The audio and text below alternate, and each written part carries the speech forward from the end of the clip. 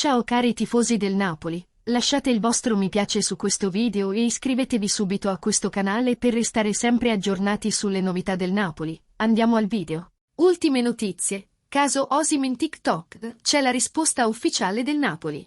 Il caso Osimhen, relativo all'account TikTok del Napoli Calcio, ha fatto molto discutere nelle ultime ore. L'attaccante nigeriano era reduce da alcuni giorni frenetici, dopo aver discusso in campo con Rudy Garcia della sostituzione contro il Bologna, un momento di tensione aggravato da alcuni video pubblicati sulla piattaforma social del club, in cui il centravanti e capocannoniere ha fatto non gli è piaciuto per niente l'ultimo campionato di Serie A. Attraverso il suo agente, Roberto Calenda, Osimhen ha espresso il suo disappunto per i contenuti pubblicati su TikTok dal club, ritenuti offensivi nei confronti del giocatore.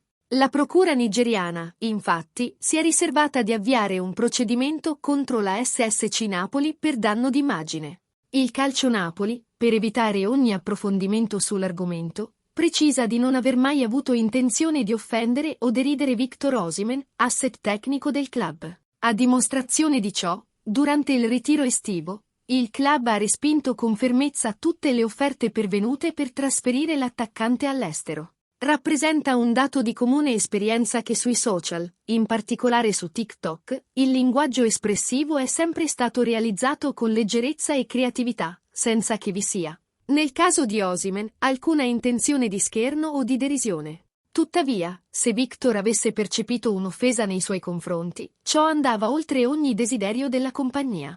Ditemi napoletani, ha ragione la nostra società a fare questa nota ufficiale? Oppure no? Voglio sapere la vostra opinione nei commenti, perché è molto importante per il Napoli. Lasciate il vostro like e iscrivetevi al canale. Fate avanti Napoli!